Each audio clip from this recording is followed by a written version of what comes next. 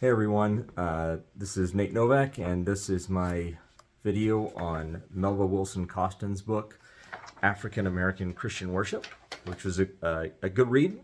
Learned learned a lot, and had a chance to engage a lot with the book. I think that's one of the things that really makes a good, well-written book is it has that open opportunity that invites discussion, that invites a conversation. It's not just saying, "Hey, this is the way things are."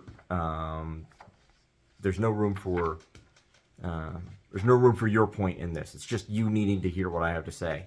And given the sensitivity of the topic, and me not being lost on me, my obviously my background and experience as a white American engaging with and learning about the experience of African Americans in the history of this country. Sometimes that's not a conversation, right? That's where you need to be in listening mode and receiving mode. And but this book, even though there were times that I definitely knew I needed to sit and receive and listen.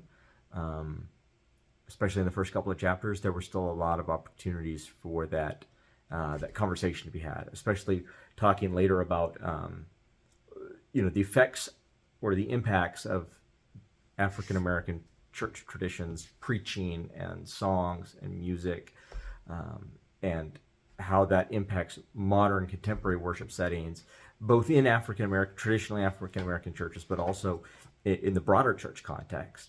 And the way, especially in music, that it's been influenced.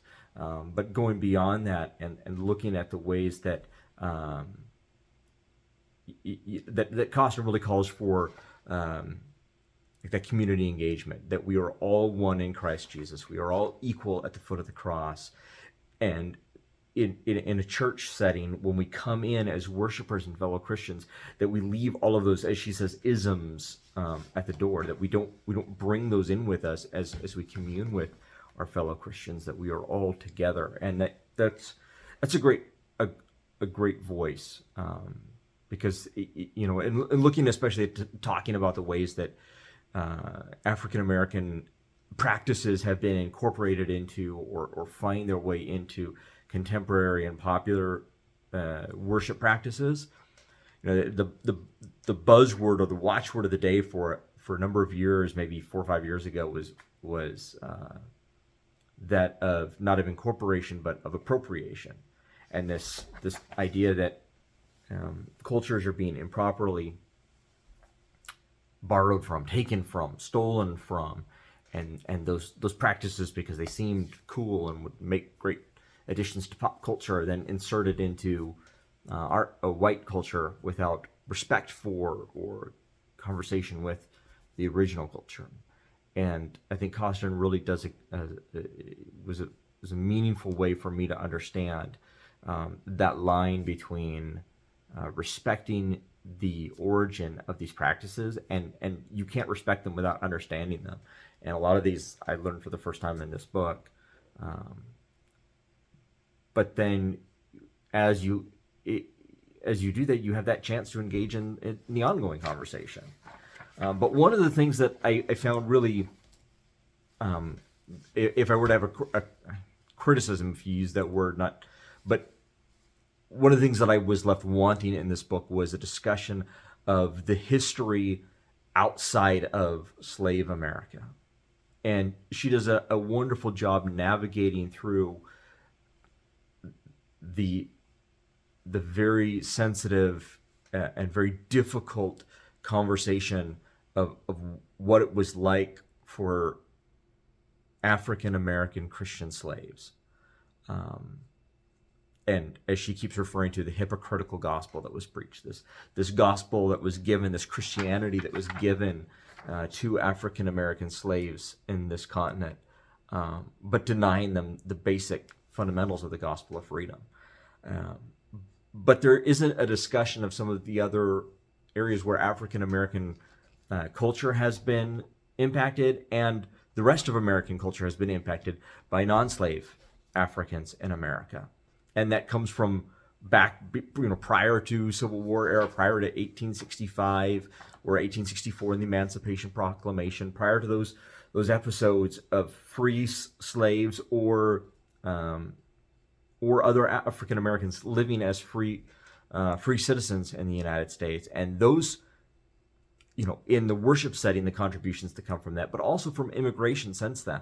As people have come to this country, we've had a lot of immigration. I used to live in the Seattle area, a very, very large Sudanese population. I've lived other places that have large Ethiopian populations. One of my close friends in the military is his dad was Nigerian, and there's not, when the book talks about African American worship, but it really is talking about slave African worship and its impacts. And I would have liked, or maybe there's another book out there that she has or someone has that looks at it a little bit more comprehensively. The last thing, and I know I'm long over the 5 minutes because I talk a lot, but is this the communal nature of worship. And this one was important to me because the way she put it really made it click for me, and the importance of communal worship and what that means. Because communal worship, as she writes about it, is not us all in the same building doing the same thing. That's not communal worship. Us doing something while together is vastly different than doing something together. And when she talks about practices like the ring shouts, or even in the Dr. Watts hymns and psalms, and some of the other practices, it was so important that these were done together. People are working together to create the worship, to creatively worship. And it required activity, it required harmony, it required cooperation from everyone involved in that worship gathering. And I realized that that's something that I see lacking a lot in the experiences I've had in so-called corporate worship, where really it's just we're all in the same room at the same time, but we're all doing our own thing. It's not corporate, it's not communal. And that call to community is a theme throughout that I found exceptionally formative and convicting. So those are my thoughts. I encourage the conversation for those willing to endure the excessive length of this video, and I look forward to enjoying the last 3 weeks of the quarter with you all. Bye.